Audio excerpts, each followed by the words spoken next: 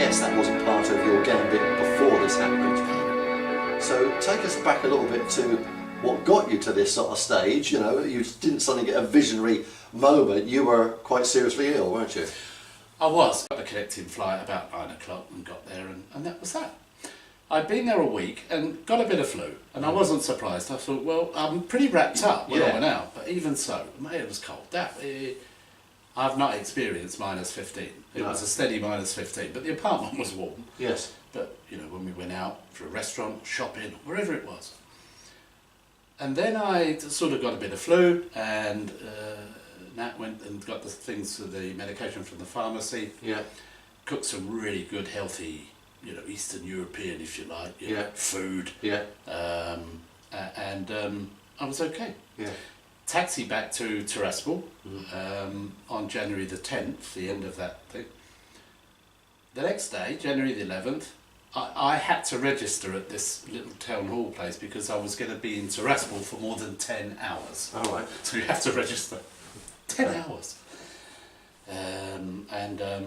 So I was doing that. And also to get a bottle of Coke for her so she could finish her whiskey off that night. All right. Yeah, yeah. Because I was flying home the next day. Yeah. Back to Luton. Right. All booked. Yeah, yeah. And in the hypermarket, all of a sudden my lungs felt like they were on fire.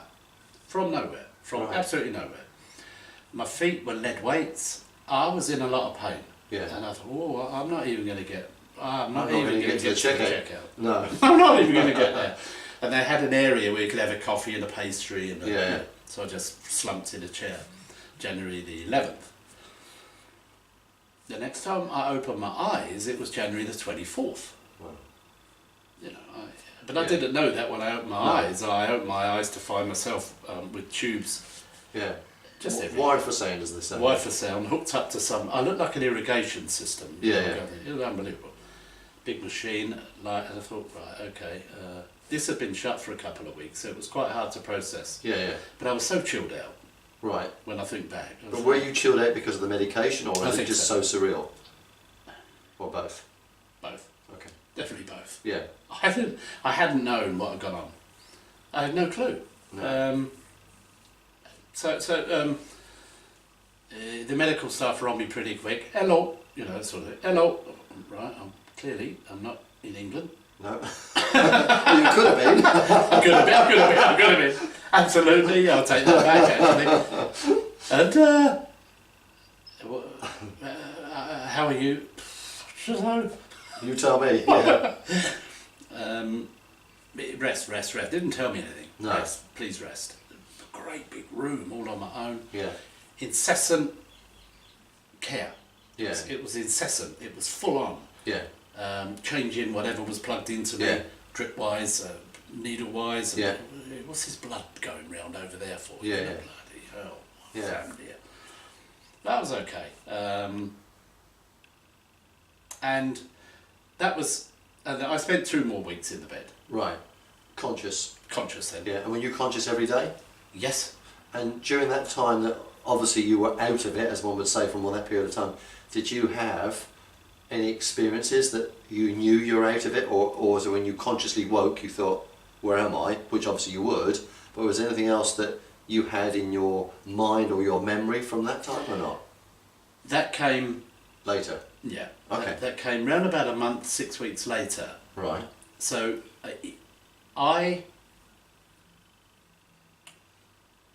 So what was the condition? Sorry, I've stepped you forward, but right. what was the condition that you went down with? Bilateral, community-acquired pneumonia. Right. Community-acquired pneumonia. So that's from anyone? Could have been from the airport. Yeah, yeah. You know? The aircon, anything. Anything. Yeah. Anything. Plus? It had to be something bilateral pneumonia. Bilateral. So fungal pneumonia, fungal and bacterial mixed together, lethal cocktail, was wiping the major organs. So shutting the organs down, was it? Shut them down, yeah. Shut them down. Renal failure, congestive heart failure, lungs almost obliterated. So the percentages weren't good. 95%. So it was 95% chance that you weren't. Mortality rate. Okay. Yeah. And this is something they've obviously seen before, but it's saying so unusual to have that. And would that have been because you've come from warmer climes into something really cold, and your body's not used to those extremes? I believe it was. Natalia had obviously spoken to them and said, look, well, Natalia took me. She came and saw me, and then I found, and she said, I took you to the hospital in Tiraspol, Yeah. and they told me you were dying, Yes. and you would die that day. Right. Because they didn't have the resources to keep you alive. So it was an intensive care you'd gone into by once you'd left Tiraspol? The hypermarket, apparently, she found me, put me in a taxi off to the hospital. Right. Yep, took me straight there, they told her that. Now, I speak to my children, the smartphone, is every day, you know, the smartphone every day, and even today I've spoken, well, the three of the daughters, not the son. So there's communication every day to them? Every day, could be a picture, a text, a phone call, yeah. It's very close. So, they haven't heard from me. Now, my youngest daughter, she was 24 then, Yeah. has anyone heard from Daddy? No. There's the WhatsApp family group. Yeah. No. Nothing. Individually? No, nothing. Something's wrong. Yeah. Something's wrong. He's due home tomorrow. Something's wrong. Yeah. So she called the International Red Cross. I find that amazing to suddenly make that connection. Intuition? To that. Yeah, that's what I was thinking. I'm wondering whether there's a family link with this spiritual awareness. It's very intuitive. Very intuitive. And it's annoying as well because she knows what I'm thinking sometimes. No, Dad, no. No. Yeah, I know what you're going to say. Yeah. No. Anyway. So all but unbeknown to me, because of course I was in a coma for 3 days and unconscious. It was broken down to me. Coma for 3 days, unconscious for 11. Yeah. So there's a difference there. Yeah, right. And she said, our father is either in some, I don't know if you can help me, he may be in Odessa, in the Ukraine, he could be in Kishinev in Moldova, or Tiraspol in Moldova. Can you please just check the hospitals for us, because something's wrong. Yeah. She didn't say the police stations, she said the hospitals. And this hospital was 2 hours away, so it came out to get me with ventilator machines and life-saving equipment. Yeah, absolutely. Yeah. And I found all this out later, and then I stopped breathing, and they thought even though I was on the ventilator, they thought they'd lost me. So they had to intervene to get me going again. Right. So that explains another hole that I couldn't account for. Oh, right. When I flew to Istanbul. Oh, right. Right. So they got me going again, and I arrived with a 95% mortality rate. The Red Cross linked up the children with the hospital, and the hospital staff, the medical teams there, said your father is here, but I'm afraid it's not very good. Yeah. And expect the worst almost. Yeah, expect the worst. Yeah. But hope for the best, and ask everyone to say their prayers. Yeah. Or anyone, please, and we need a miracle. I don't, your father probably can't come back from this. Right. Wow. Yeah. Yeah. Devastating. Devastating for them. Yeah. But it did. Yeah. But I knew nothing about this anyway. So I flew home. I was repatriated. Right. A month later. Yeah. Out of this room. Yeah. And 5 weeks after being home, I went back. I was compelled to go back to the hospital because of it really was started to sink in. I was given a medical report, translated beautifully, 4 pages, to give to my GP and say, look... this is what it was. Yeah, what do you think? Give you this. You must give this to your GP when you get back. So I didn't see my GP, I didn't know my GP. No. Made an appointment when I'd had enough of hospitals. Yeah. I'd had enough. I was so happy to be But were you stable enough to be back at home and all that sort of stuff up at the time? I was. Slow recovery as well, I guess. Slow recovery. Yeah. One of my daughters is a yoga teacher, so it was restorative yoga. Right. At home, breathing exercises. Yeah. She was full on. My son is a sports psychology, sports science, so he understands. Yeah. And so he was putting little muscle building, because all the muscles had gone. There was a lot of muscle wastage after all that time just been... Two stone. Yeah, I lost 2 stone. Wow. Yeah, 2 stone. I was okay with that. Yeah. But it wanted toning up. Yeah. So I was getting stronger. And my left foot was flapping down. My balance had gone. And what was your speech like? Did you have your speech okay? Yeah, that was okay. It was difficult at first, and that's it. And I'm glad you said that. You've just reminded me of something. Right. I flew back against their wishes, but I was just compelled. I said, look, I just want to go back to the hospital and thank these people, because the more I think about it, and my GP, when I gave her the 4-page report, I've got to drop this off to you. And I know I've got 10 minutes as an appointment, but I didn't need 10 minutes. No. Have it, see you later, I'm gone. Yeah. So, hello, we've not met. No, we haven't. No, I've got to give you that. I was ill abroad. And And so and I'm not acting now. No. I'm not acting. It was the strangest thing. Lady, beautiful lady, GP, Scottish lady. And I'm you. Yeah.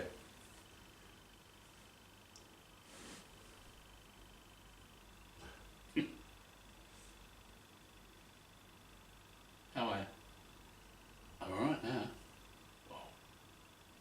This you? Do you understand this chemistry part down here, or this chemistry?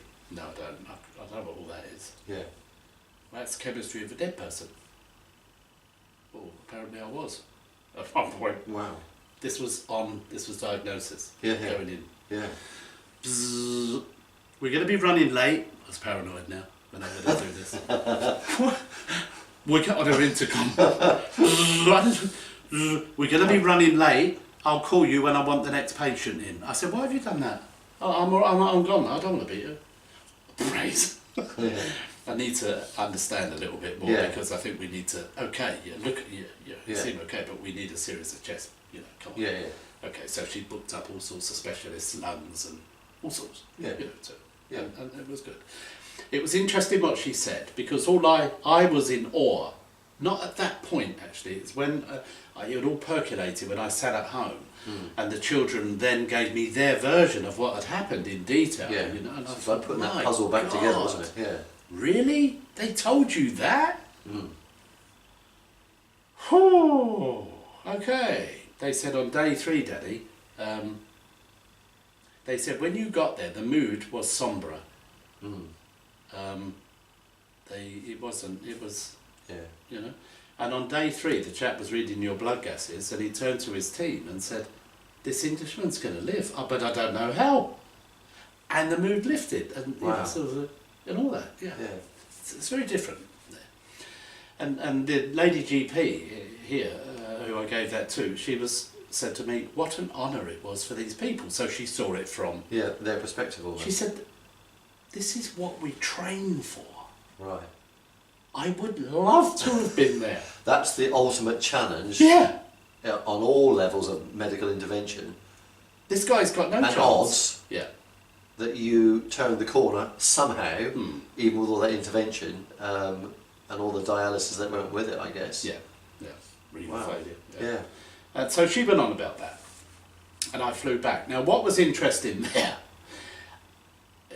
Kishinev, Moldova, is not a popular tourist spot. It's not a, that doesn't roll off the tongue like Spain, does it? No, there's not that many Englishmen walking about. No. It just isn't. But it's a fascinating country. And I just love their culture. I love the way they are. Right. They're really pretty poor. Yeah. But they're also very giving. Yes. They're so humble. Yeah. They're so friendly. They're so beautiful people. And bearing in mind, I arrived at the hospital in a coma, so I had no clue, and left out the back door. When I say the back door, it was the back door. Yeah. I was in a wheelchair. Yeah. Taken out the back into a taxi with the medic. Yeah. And flown, and then we drove to the airport, wheelchair job, home. Yeah. And was that on a normal chartered flight, or was it? Yes. Normal chartered flight with this repatriation company's medic. Right. A Scottish guy, John, a fantastic guy. Yeah. Fantastic. Had me in fits. Yeah. Driving home. Not literally, but I know what you're saying. Yeah. I'd had enough fits, or whatever they were. Yeah. Anyway, so that was that. So when I flew back, I went for 4 nights, got an apartment near the hospital. Yeah. And found the hospital. I was walking down a tree-lined drive. I thought, wow, this place is really big. This is massive. And it's a big city. And I went in the main doors into the area. If you can just imagine one of our London train stations at rush hour. Yeah. There was that many people, patients, staff, but it was pandemonium. A pandemonium. Yeah. Yeah, it really was. It really was. So I'm looking for the board, and I can translate. You know, Yeah. I'm looking for ICU. Yeah. No, it's not there. Well, I know this is the hospital, and Yeah. I was in ICU for a month. So Yeah. I don't know where it is. I better ask someone. Oh, here's a problem. How is it? So I found, I saw this lady rushing through, white coat, lanyard, phone. I thought she works here. Good. Jumped in front of her literally to stop her. Hello, hello, please. Can you help me? She stopped. This is a massive hospital. Yeah. With a lot of people. Can you help me? And she stopped and looked at me. English? Mm-hmm. I am. I try. I little English. Better than my whatever. Moldavian or Russian or Romanian. You know, one of those three. Yeah. Okay. Can you tell me where ICU is, please? ICU. Why ICU? Are you visit someone? No. Have appointment? No. Why ICU? And then I said, well, January the 12th, I think, or something, 13th, I was here for 1 month. Are you Ronnie the Englishman? I was looking for Jeremy Beadle. Yes. Camera 3. Yeah. Pardon? And to get the full force of that, as if it was what was going on. There's just so many people around. Yeah. Are you Ronnie the Englishman? Yes. Yeah, I am. Why? Wow. And I said, how do you know? Yeah. I remember you coming here. Look at you. Yeah. Okay. Where's ICU, please? Yeah. She's on the iPhone. A long time. Okay. Follow me. No wonder it wasn't on the board. It was a completely different building. Right. Brand new. Yeah. You know. Got nearer. It was a long way. Got there.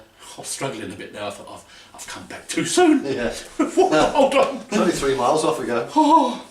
And she said, right, put your scrubs on. Okay, so I did. Hat, mask, and things over your shoes. Yeah.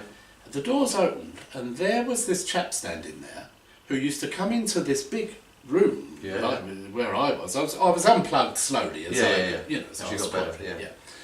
And he would come in with 8, 9, 10 people, students. Yes. I guess, yakking on, pointing at me, pointing at the machine, and they're sort of, you know. Yeah. Ooh, Yes. ooh. And then at the end of each time, 2 or 3 times a week this would happen, he would go, how are you doing? Stop, respond. Never better. Never better. I've googled the airport, Kishinev. It's not far. I'll be over the wall. I want to get out of here. I'll be, you know, where am I going? And I was clearly, I wasn't. And this guy, so that's him. And I thought, there's something special about this guy. It was just something about him. There was just something, when I think back, either spiritual, very reverent about him. Just something special. Yeah, yeah. In his eyes. Very sincere guy. Anyway, so he looked, and this happened. Right? Okay, I mean, the poorest country in Europe. Albania is not as poor. Right. Okay, it is.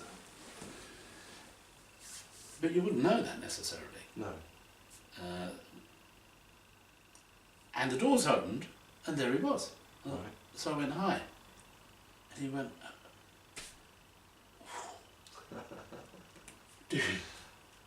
do you remember being here? I said, well, not the first 2 weeks, but the other 2 weeks. Why? Look at you. Come here. Yeah. Hug. Yeah. And he's welling up. Well, that done me. Yeah. Whoosh, it all come. You should. I said, what? He said, what are you doing? I said, I've come to say thank you. Just say thank you. And you know, I sorted them out. Amazing. Yeah. Come through. Come. This is ICU. And I was there for a month, so I saw all the staff changes and shift changes and everything. Look who's here! It's Ronnie the Englishman! And there was the lady that made me chai. You want chai? You want chai? We don't have to. We have chai. Yeah. Okay, I'll have chai. Yeah. You like porridge with frankfurter? Well, I do now. Yes. You know? You serve it, I'll eat it. Yeah. Oh yeah. Just amazing. And they were so happy. Yeah. So Ronnie, look him. Yeah. Do you want to see your room? No. Oh, someone's in it. Yeah. Okay. No thanks. And how long are you here for? 4 days. And then he said, can we call the television company back in? Can we call the television company back in to film you now? Back in? You haven't seen the film, Ronnie? What film? There's a film of you arriving here. Why? I didn't even know that. Yeah. It didn't matter. No. Why? And he said, come in my office. Sit down. This is the head man. This is such a big guy. He led 30 doctors for 3 days. Not all at the same time. No. Turning me around, bringing me back. Saved my life. 30 of them. He said it was political, partly. We were also promoting, or the country was promoting SMERD. It's the new air, sea, ambulance thing. But it was political. Tiraspol, they couldn't save you. The British Embassy, the Foreign Office, they all got involved. Yeah. And I must admit, when you got here, we didn't think we could save you either. You'd already passed away on the way here. They thought they'd lost you. Wow. So when you turned up, 95% mortality rate, wasn't good. You know I spoke to your children? Yeah, I do. Yeah. And here you are. Yeah. Okay, thank you. Watch the film. That was strange because an ambulance backs up and someone comes on a gurney and I said, who's this in the ambulance? Well, that's you, Ronnie. Oh, really? That's a bit strange. I have no clue about that. Yeah. That's weird. Okay. Then it cuts to me in a bed, in front of the machine, in this isolation unit. Yeah. On a microphone. When was this? Maybe the day after you opened your eyes, maybe? You don't remember? No. I sound like a vegetable. I look like a fossil. You know, what was all that about? You don't remember? I don't remember, and that was my speech, you know. Well, I don't remember it. I don't remember, I have no clue. Okay, but it was fascinating. Yeah. And why? And that was broadcast on the national TV. Okay. So they come back, we made another film, and that was a lot of fun. Because they kind of scripted it a little bit. Yeah, They yeah. had to waltz at this, bit of cheesy music. But it was so genuine from the staff. Yeah, yeah. They absolutely loved it. Yeah. And I'll go back again. You know, because, you know, moving through chatting to you, Yes. part of what I want to develop and get to and help other people with. Yeah. You know?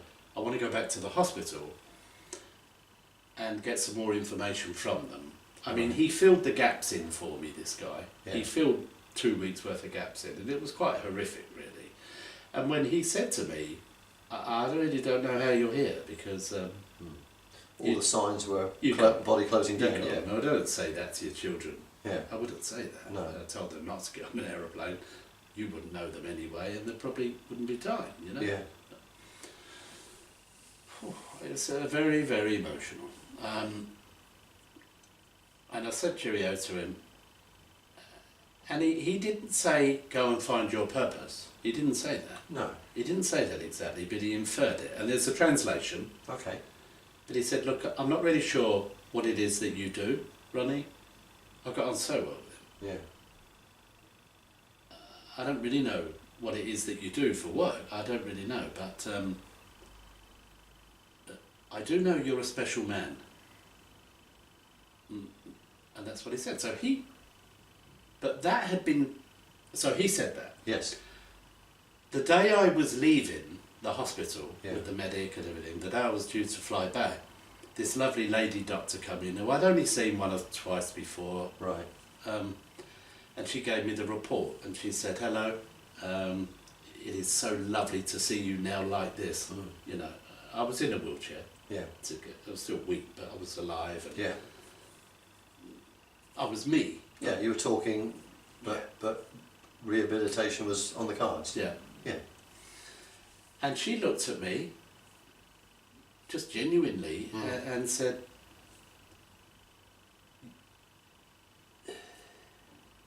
you need to look after yourself.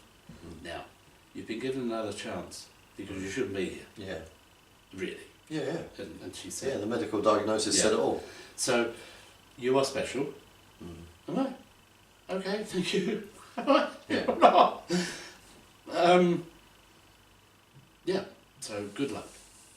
And look after your children and, you know, and all the rest of it. Yeah. So human, so humble. Yes. So it's very different, very, very different, the whole thing. So that was that. Okay, so I went home, great celebrations with the children. Yeah. They wrapped their arms around me and said, where have you gone? You've disappeared, you know. Yes. And everything else. So good that and we Yeah. slowly built up. Then because it had been in the newspapers and reported in several papers over here, an old friend of mine had picked it up. I'm now talking probably, it's February, it was March, it was a month later, or a couple of months later, and one of my daughters said, you're going to get a phone call from Lawrence. Lawrence, really? I haven't seen him for 20 odd years. Yeah. Yeah, that'd be good. Yeah. Oh, lovely. And he phoned me and said, look, I was in Kent and you know so-and-so, yeah, and he said, have you read about Ronnie? Fighting for his life and kids and... Okay. So, I've got your phone number from Carly, one of her daughters, right? And I'm talking to him and he said, bloody hell, mate, that was, you know, you've always sailed close to the wind. Yeah. That's ridiculous. That's too close. Yeah. What happened? So I just started to tell him. Yeah. And then this, I'm going to call it a hologram. Yeah. I don't know what to call it. And I'm going back to what you said earlier. Yeah. Did you, I forget how you put it, I'm sorry. Well, it's almost, did you I experience experience something? Not then. However, this hologram appeared in front of my eyes. I could see. So Yeah. it didn't black out anything like No, that. no, no. It was black and white.